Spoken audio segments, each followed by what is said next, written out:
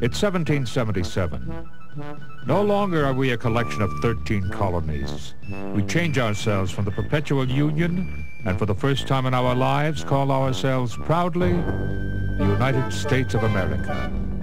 Those flags so diverse, they are one flag now with red stripes and white stars and a blue field. But there's the problem of the war. British ships blocked the harbor and supplied the redcoats with arms and food.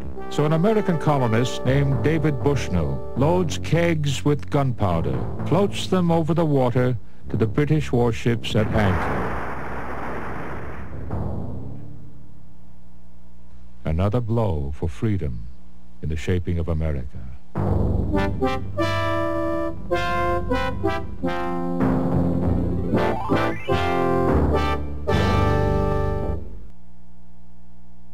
Sexual harassment includes unwelcome sexual advances and other verbal or physical conduct of a sexual nature. When this kind of behavior interferes with someone's job performance or creates an intimidating, hostile, or offensive environment, that's sexual harassment. It's against DOD policy and the law, and it simply won't be tolerated. Put an end to sexual harassment now.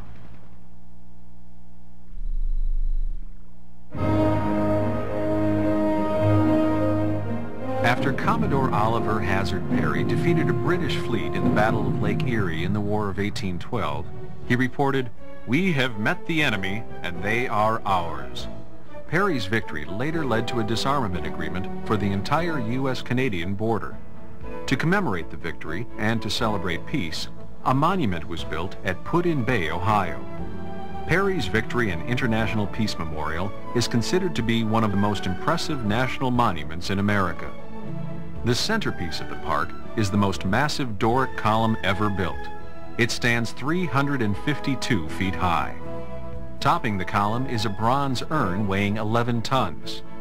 A crypt within the monument holds the remains of 3 British and 3 American officers who died at the Battle of Lake Erie. Perry's Victory and International Peace Memorial. Each year in northern Wisconsin, folks gather to recreate the fur trade which thrived during the days when America was still mostly wilderness. What we have here is a rendezvous. And rendezvous is a French name for a meeting place. It's a reenactment, kind of recreation of a time period. The fur traders traded for furs to the Native Americans. And so there was a commerce that was going on in this country from the mid-1600s until the late 1800s. The trappers would be out trapping for the majority of the year. They would rendezvous at a specified place, and the owners of the company would bring supplies in from St. Louis and pick up their furs and take them back to St. Louis with them. We're living history historians, and we do things as it was done in the time period that we're studying so that we can better appreciate that time of history. Mornings are hinting at an early winter. Be time to turn back soon. Made some pretty good ground, though. About 400 miles by my reckoning. But I'll be back come spring. There's a lot more country out there to be explored and mapped. The spirit of exploration. Throughout the centuries, it's inspired Americans to discover and pursue unfamiliar realms. It gave heart to Lieutenant Adolphus Greely, who came to within 600 miles of the North Pole in 1882. And it was present on July 16, 1969, when Neil Armstrong became the first person to walk on the moon. It's the same spirit which today sparks American minds, young and old, to seek new frontiers in the quest for knowledge. A lot of folks ask me why I do it. I tell them it's a calling, from who, they say.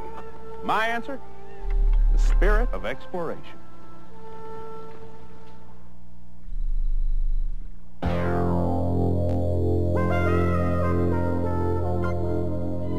Parking was a problem in many cities during the 1930s. Shoppers, often unable to find a spot, had to park blocks away and walk. So Carl McGee, an Oklahoma City newspaper editor and member of the Chamber of Commerce Traffic Committee, came up with the idea of renting a few yards of curb space by the hour. His invention, the parking meter. On July 16, 1935, The first meters in the country were installed on a busy street in Oklahoma City. And almost as soon as they went up, parking problems went down. Shoppers able to park close to the stores made more purchases, making the merchants very happy. The parking meter solved a problem for which you can either thank or blame this Oklahoma journalist. Carl McGee, a story of American ingenuity.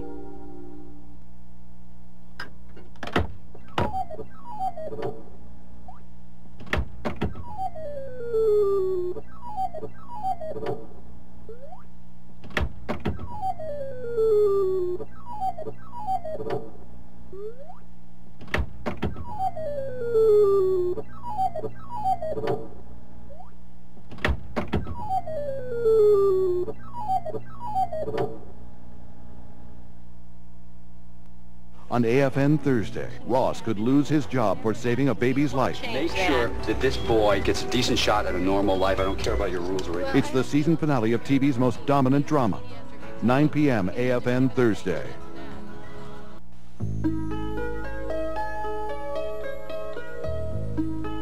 He was called Wizard for his grasp of logistics and strategy. George Marshall earned that nickname during World War I when he helped move hundreds of thousands of troops throughout France. His wizardry continued after the war. At the infantry school in Fort Benning, more than 150 future generals learned from Marshall the lessons of World War I and how to apply those lessons to other conflicts. In 1939, when Marshall was named Chief of Staff of the Army, he reorganized the War Department, worked to enlarge and train the Army and the Army Air Forces, and selected officers, many of whom he had taught, to lead those forces. As the leader of U.S. war strategies, he was called the Architect of Victory. George Marshall received his 5th star in December of 1944 and was promoted to General of the Army. Throughout history, careful planning has been a part of most successful battle strategies. By mapping out a plan of attack, goals are defined and priorities are established. The same can be said about pursuing a college education. When you create goals and plan ahead, you're able to best utilize your financial aid and ensure the courses you take will apply toward your goal. Careful planning can save you time and money, and that can be a winning strategy in any endeavor.